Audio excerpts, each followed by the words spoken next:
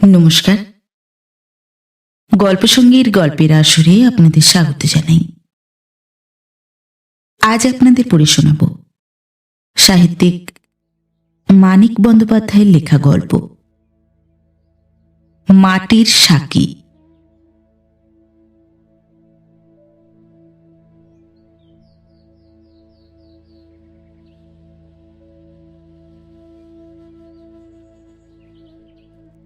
দেহে নাই কান্তি, মনে নাই শান্তি। গরিবের এ দুটি অভাব চিরদিনের, কিন্তু চিরদিনের অভাবও স্বভাবে পরিণত হয় না, একদিন সহিয়া যায় এইমাত্র, এবং তাহাতেও আফসোস বড় কম নহে। নিজের একটা অপ্রিয় অকথ্য রূপান্তরের আফসোস। অমনিবাস ট্রেন 6:17 ছাড়িয়া বজবজ যাইবে।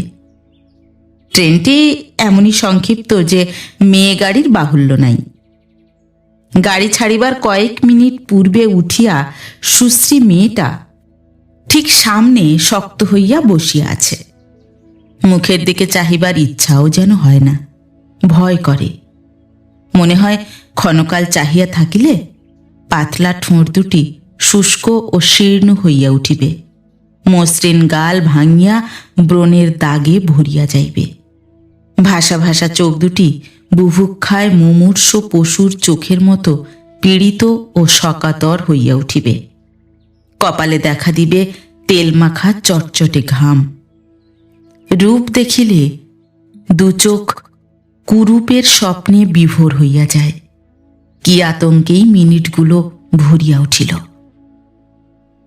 মাত্র 10 মিনিটের পথ। গাড়ি স্টেশনে দাঁড়াইল। লাইনের একদিকে শহরতলি বালিগঞ্জ, অপরদিকে গ্রাম কসবা। আভিজাত্যের ছাপ মারা পিচ বাঁধানোর পথটি রেলের গেট পার হইয়াই গোবর আর কাদায় ভরিয়া উঠিয়াছে।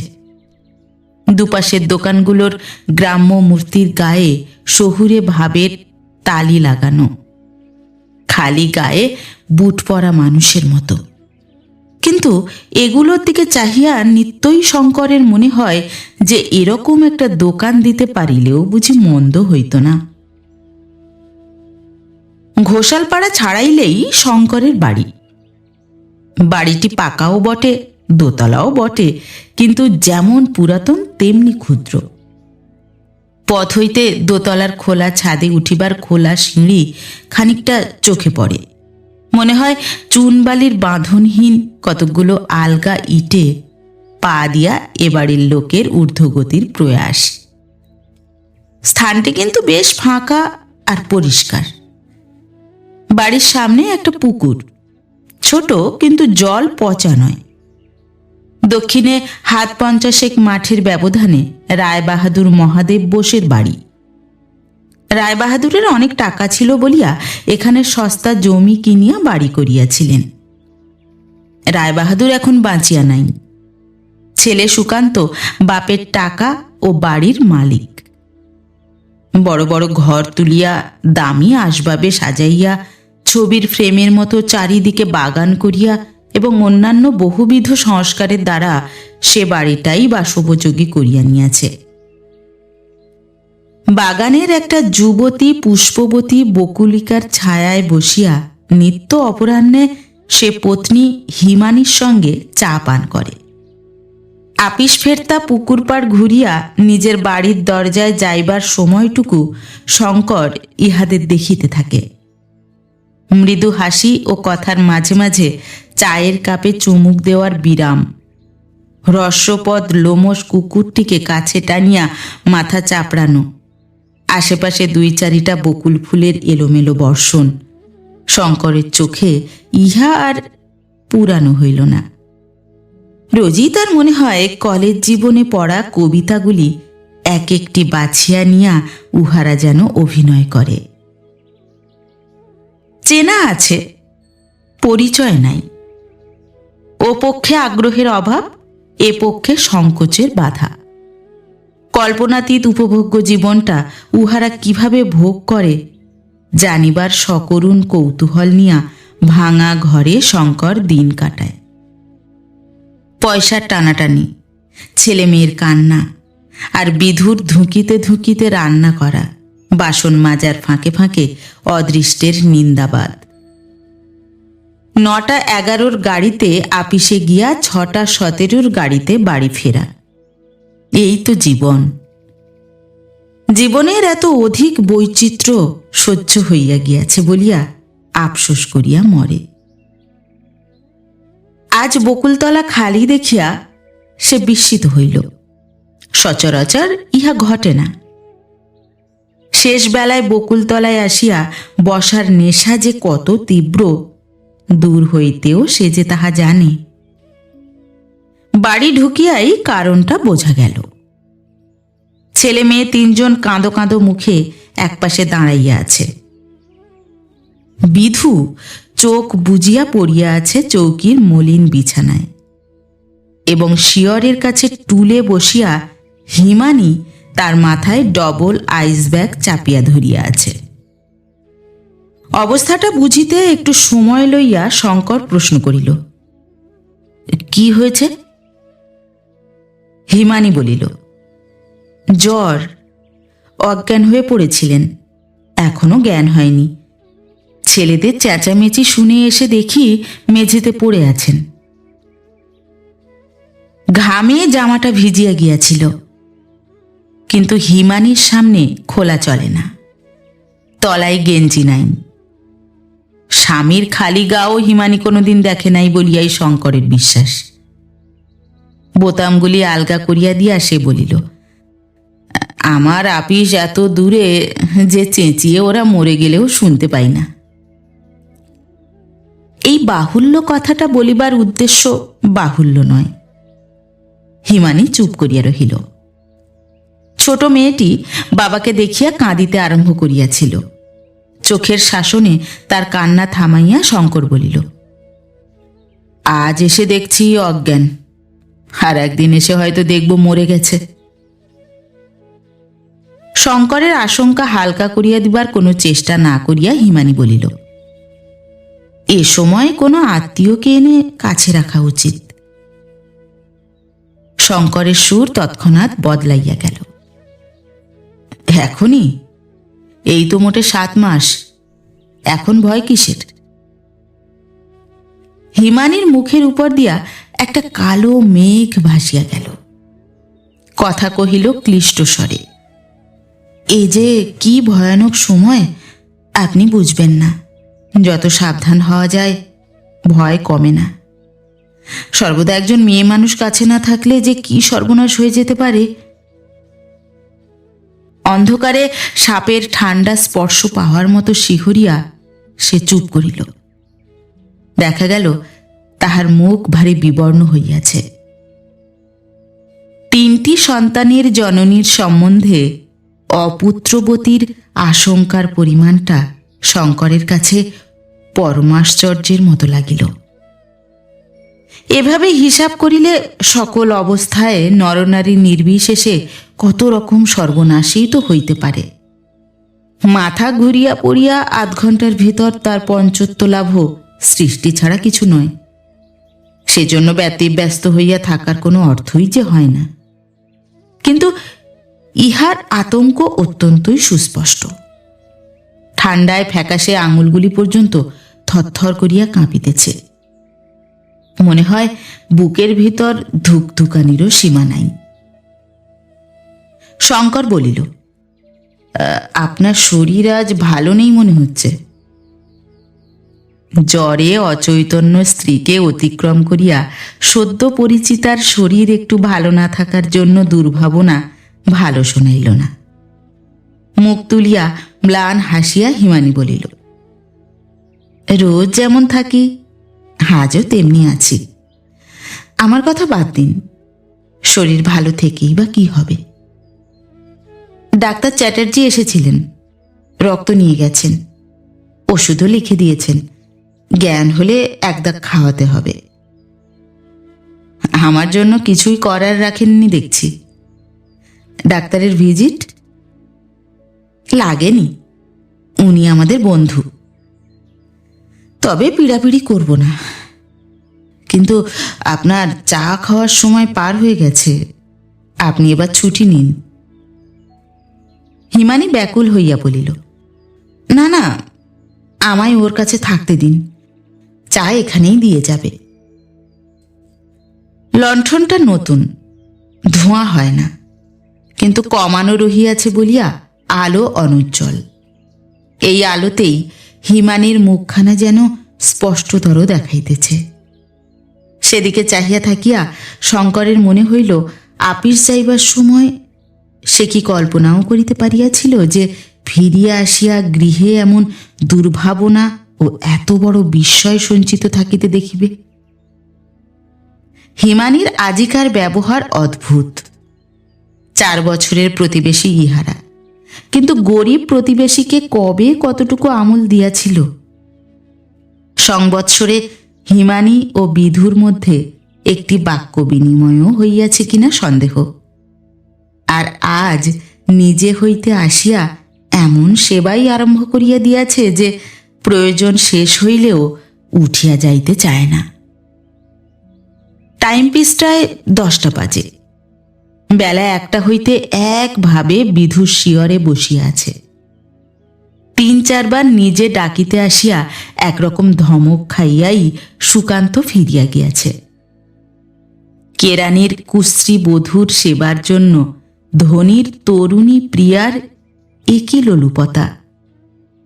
মহত্ব সন্দেহ নাই, উদারতারই পরিচয়, কিন্তু কি অস্বাভাবিক। আধ ঘণ্টা পরে সুকান্ত আবার আসিল। কোনো কথা না বলিয়া গম্ভীর মুখে চুপ করিয়া দাঁড়াইয়া রহিল। অসীম কুণ্ঠার সঙ্গে শঙ্কর মিনতি করিয়া হিমানিকে বলিল, আর তো দরকার নেই, এবার আপনি যান, কতক্ষণ এভাবে ঠায় বসে থাকবেন। অপ্রত্যাশিতভাবে এবার কিন্তু প্রতিবাদ আসিল সুকান্তর নিকট হইতে। থাক শঙ্করবাবু, কিছু বলবেন না, একেই সেবা করতে দিন। অবাক হইয়া শঙ্কর বলিল, কিন্তু। সুকান্ত মাথা নাড়িল, কিন্তু নয়, বাড়ি গিয়া ছটফট করার চেয়ে এখানে শান্তিতে থাকা ভালো। আমার যদি একটু বসবার ব্যবস্থা করে দেন, ওর সেবা করাটা দেখতে পারি। মেঝেতে মাদুর বিছাইয়া দিয়া ঘুরিয়া দাঁড়াইতেই শঙ্কর দেখিল হিমানি কৃতজ্ঞ দৃষ্টিতে স্বামীর দিকে চাহিয়া আছে। সুকান্ত এক প্রকার দুর্বোধ্য হাসি দিয়া সে দৃষ্টিকে নন্দিত করিল। তারপর ঘরের চারিদিকে একবার চোখ বুলাইয়া গম্ভীর হইয়া বসিয়া রহিল। খাদ্য আসিয়াছিল সুকান্তর বাড়ি হইতে। ছেলেমেয়েরা খাইয়া ঘরের এক কোণে ক্ষুদ্র বিছানায় জড়সড় হইয়া ঘুমাইয়া পড়িয়াছে। শঙ্কর বিছানার পাশে মাটিতে বসিল। বুকের ভিতর চাপ বাঁধা দুর্ভাবনা, তবু হঠাৎ তাহার যেন হাসি পাইল। ঘরে আজ 2 জোড়া স্বামী স্ত্রী জড়ো হইয়াছে, কিন্তু জোড়ায় জোড়ায় কি অসীম পার্থক্য। শয্যায় পড়িয়া আছে চামড়া ঢাকা একটা কঙ্কাল। বাসর রাত্রিতেও যার ওষ্ঠে মধুর বদলে জুটিয়াছিল দাঁতের ফাঁকে ফাঁকে পচা খাদ্যকণার দুর্গন্ধ। আজ 7 বছরের বেশি যে তাহার মনকে উপবাসী রাখিয়া দুবেলা যোগাইয়াছে শুধু রাঁধা ভাত। 3টি পেট মোটা শিশুর শিয়রে বসিয়া আছে একটা কলে পেশা জীবন্ত ইক্ষুদণ্ড। জীবনটা যার স্রষ্টা কবির সৃষ্টির খাতায় ভুলিয়া যাওয়া সাদা পৃষ্ঠা। আর রুগ্নার শিয়রে যে স্ত্রীটি বসিয়া আছে, যে স্বামীটি বসিয়া আছে তাহারই ছেঁড়া মাদুরে, রূপ যৌবনে অর্থ সম্মান হাসি উৎসবের কি সমারোহ উহাদের জীবনে। রাত্রি 11টার সময়ও বিধুর জ্ঞান হইল না। কিছুক্ষণ হইতে হিমানি উসখুস করিতেছিল। হঠাৎ ব্যাকুল হইয়া সুকান্তকে বলিল, ডাক্তারবাবুকে আর একবার নিয়ে এসো। সুকান্ত নীরবে উঠিয়া দাঁড়াইল। হিমানি বলিল, দুজন এনো, কনসাল্ট করবেন। সুকান্তর মুখে বিস্ময়ের চিহ্নও নাই, শুধু অভিজ্ঞতা। সামান্য একটু মাথা নাড়িয়া এমনভাবে স্বীকৃতি জানাইল যেন দুজন ডাক্তার আনিবার কথা সেও ভাবিতেছিল। প্রতিবাদের ইচ্ছা শঙ্করের মনে জাগিয়াছিল, কিন্তু কিসের প্রতিবাদ করিবে? ইহাদের ভাব দেখিয়া এ কথা তো কল্পনাও করা যায় না যে কলিকাতার সমস্ত ডাক্তার আনিয়া বিদ্যুৎ চিকিৎসা করার চেয়ে বড় কর্তব্য ইহাদের আর কিছু আছে। টর্চ জ্বালিয়া সুকান্ত চলিয়া গেল। পাড়াটা স্তব্ধ হইয়া গিয়াছে। সেও যেন আজ অসুস্থ এবং ত্রয়োদশীয় চাঁদের আলোর উপর তাহার শুশ্রূষার ভার। জানালার বাহিরেই চাঁদ ওঠার ইঙ্গিত। রোয়াকে বিধুর হাতে মাজা পিতলের ঘটিটা চকচক করিতেছে। বিধুর পায়ের আঙুলে রেড়ির তেলে ভেজা ন্যাকড়া জড়ানো। হঠাৎ শঙ্কর তাহা লক্ষ্য করিল। আজ দুর্ভাবনা অতন্দ্র নিশায় আলো নিভিলেই ওই পায়ে যদি জ্যোৎস্না আসিয়া পড়ে। হিমানির পা দুটি চৌকির তলায় আবছা অন্ধকারে। জড়ি বসানো চটির দু একটা জড়ি শুধু চিকচিক করিতেছে। পা দুটি যেন অন্ধকারে মোড়া সোনা। কয়েকটি সূক্ষ্ম ছিদ্র দিয়া পরিচয় মিলিতেছে। ওই পায়ের গোড়ালি কি ফাটা? আঙুলের চিপায় কি জলে ক্ষয় পাওয়া সাদা ঘা?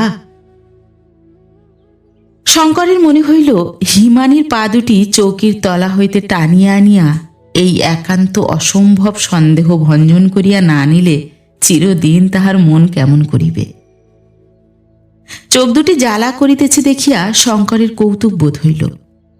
থাকিবার মধ্যে চোখে আছে একটু ক্ষীণ দৃষ্টি, সে চোখ আবার জ্বালা করে।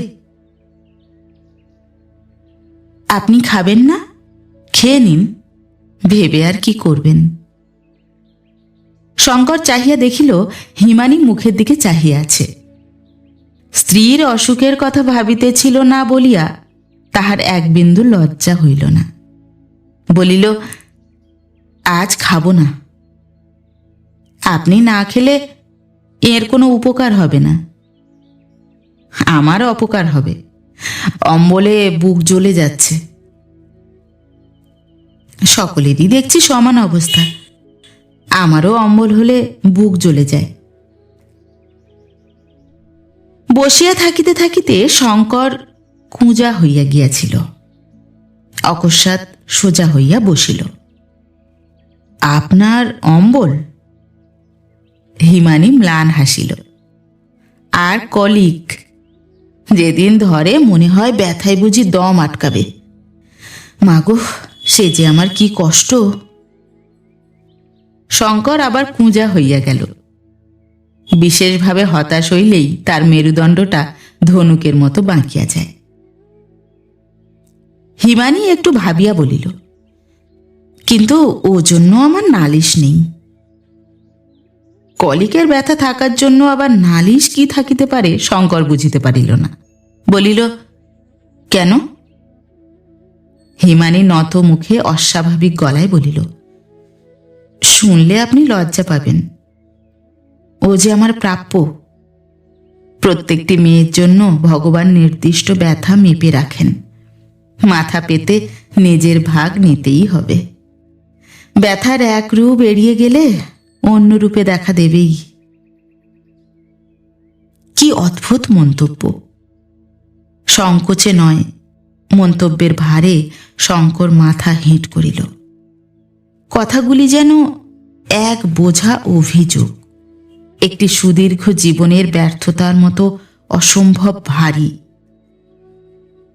কিন্তু শয্যাশায়িনী ওই সংক্ষিপ্তা মানবীটির অভিযোগও তো নিখিল মানবতার ইতিকথায় প্রক্ষিপ্ত নয়।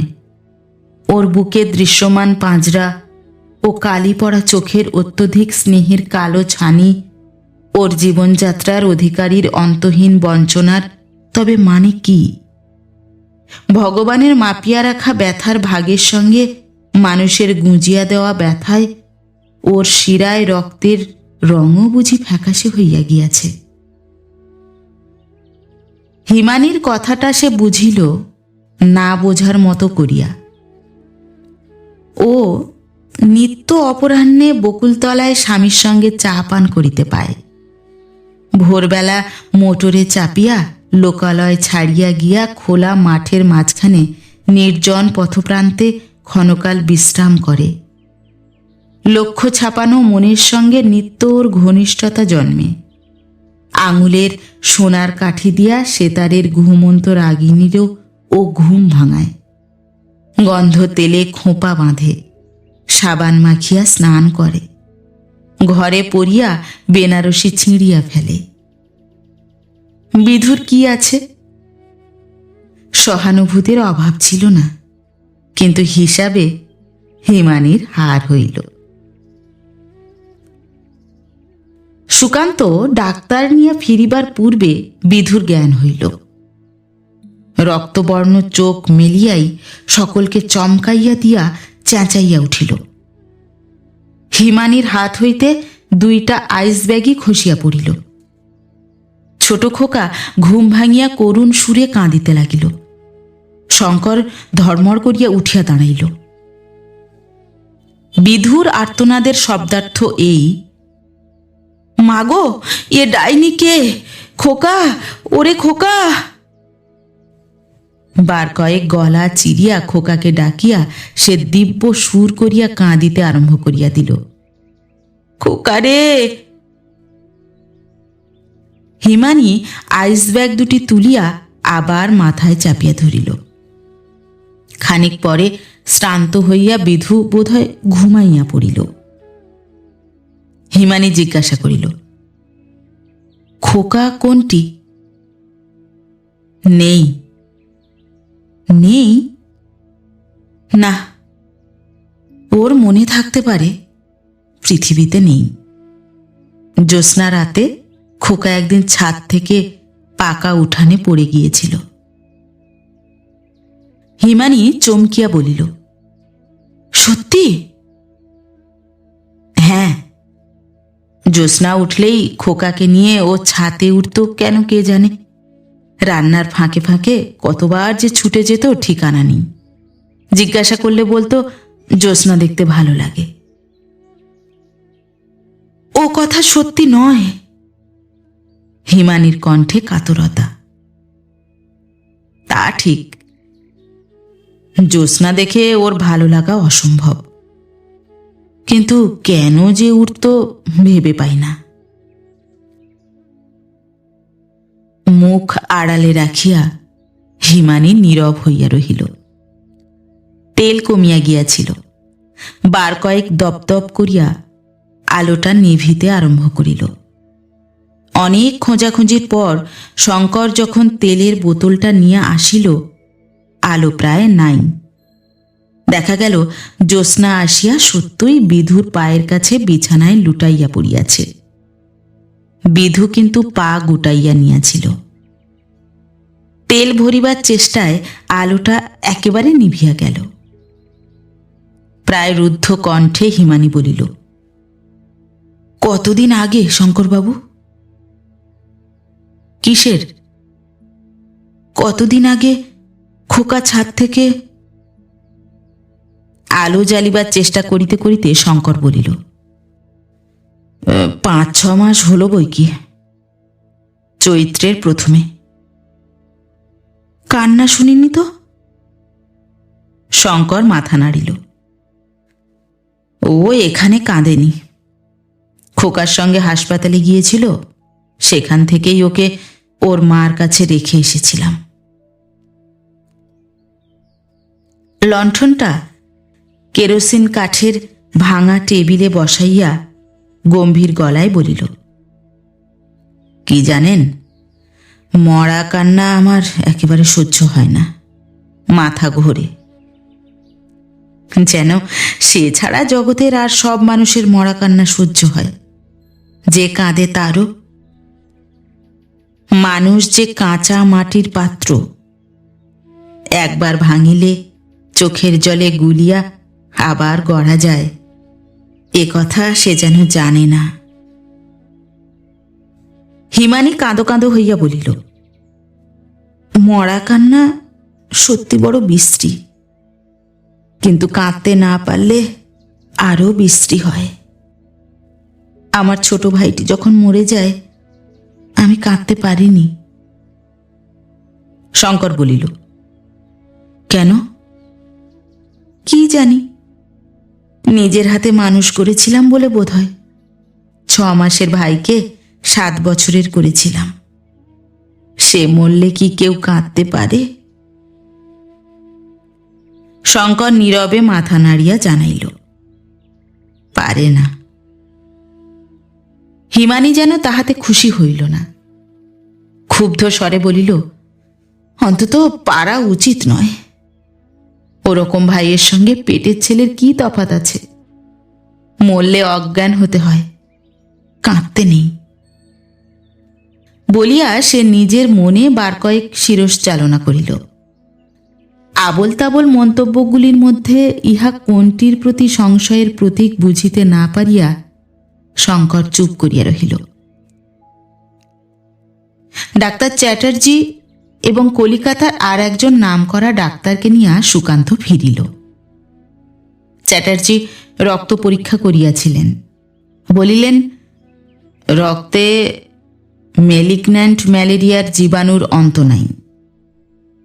অন্যজন বিনা বাক্য ব্যয়ে ইঞ্জেকশনের পিচকারিতে কুইনাইন ভরিলেন। শঙ্কর বলিল, হাড়ে লেগে ছুঁচটা যেন না ভাঙে ডাক্তারবাবু। এই মন্তব্যে ঘরের আবহাওয়াটা অকস্মাৎ বিভৎস রকমের করুণ হইয়া উঠিল। ডাক্তার বিদায় নেওয়ার খানিক পরে হিমানী শান্তভাবেই স্বামীর সঙ্গে চলিয়া গেল।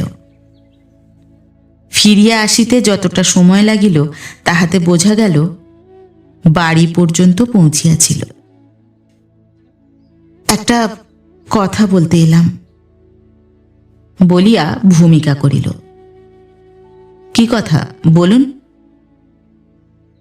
5-6 মাস আগে জ্যোৎস্না উঠলে আমরাও ছাদে উঠতাম। খোকার মৃত্যুর জন্য আমাদের কি পাপ হয়নি? শঙ্কর আশ্চর্য হইয়া বলিল, আপনাদের কেন পাপ হবে? ছাদে উঠে বিধু আমাদের দিকে তাকিয়ে থাকত। কি দেখতো জানি নে, আমাদের জন্যেই কি ছাদে উঠত? শঙ্কর বলিল, হবে হয়তো, কিন্তু সে দোষ আপনাদের নয়। হিমানীর চোখ দিয়া জল পড়িতেছিল। বলিল, আমারই দোষ। আমি সত্যি ডাইনি। না জন্মাতেই আমার সব খোকাকে আমি মেরেছি। কারো খোকা মরলে আমি ছাড়া আর কার পাপ হবে? জানেন, জ্যোৎস্নায় নামতে আজ আমার গা ছমছম করছে। আপনার সেই খোকা যদি আঁচল ধরে টানে? টানিলে শঙ্কর কি করিবে? পিতা বলিয়া এখন কি আর সে তার কথা শুনিতে চাহিবে? হিমানী বলিল, আমার সঙ্গে একটু আসবেন? সুকান্ত নিঃশব্দে পিছনে আসিয়া দাঁড়াইয়াছিল। মৃদুস্বরে বলিল, ভয় কি? এসো। সকালে সুকান্ত খবর নিতে আসিল বিধু কেমন আছে। চেহারা দেখিয়া সে যে সমস্ত রাত্রি ঘুমায় নাই বুঝিতে কষ্ট হয় না। শঙ্কর টুলটা আগাইয়া দিয়া বলিল, বসুন। দাঁড়ান, খবরটা দিয়ে আসি আগে, বলিয়া সুকান্ত চলিয়া গেল। 5 মিনিট পরে ফিরিয়া আসিয়া বিনা আহ্বানেই টুলটাতে বসিয়া পড়িল। সকালবেলার আলোতে রাত্রির আলোর ইঙ্গিতটুকুও নাই, এবং তাহা নিঃসন্দেহে পরম আশ্চর্যের ব্যাপার। তথাপি বিধুর পায়ের আঙুলে জড়ানো রেড়ির তেলের ন্যাকড়াটা শঙ্কর কখন যেন খুলিয়া নিয়াছে। সুকান্ত বলিল, বুঝলেন শঙ্করবাবু, জীবনে এক ফোঁটা সুখ নেই। এ কথা সকলেই জানে। শঙ্কর কিছু বলিল না। আপনার এখান থেকে গিয়ে কি চেঁচামেচি আর কান্না যে আরম্ভ করে দিলে যদি দেখতেন। কোনো অভাব নেই, তবু কেন যে ওর মাথা এমনভাবে খারাপ হয়ে গেল। অভাবের প্রাচুর্যে আধমরা স্ত্রীর দিকে চাহিয়া শঙ্কর এবারও কিছু বলিতে পারিল না।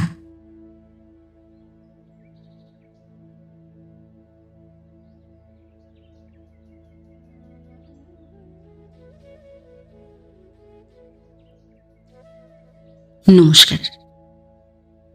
নতুন একটি গল্প নিয়ে খুব শিগগির ফিরে আসছি। ততক্ষণ সবাই ভালো থাকবেন, সুস্থ থাকবেন। গল্প পাঠ কেমন লাগলো অবশ্যই কমেন্ট করে জানাবেন, এবং ভিন্ন ভিন্ন স্বাদের অডিও স্টোরি শোনার জন্য অবশ্যই চ্যানেলটি সাবস্ক্রাইব করবেন। ধন্যবাদ।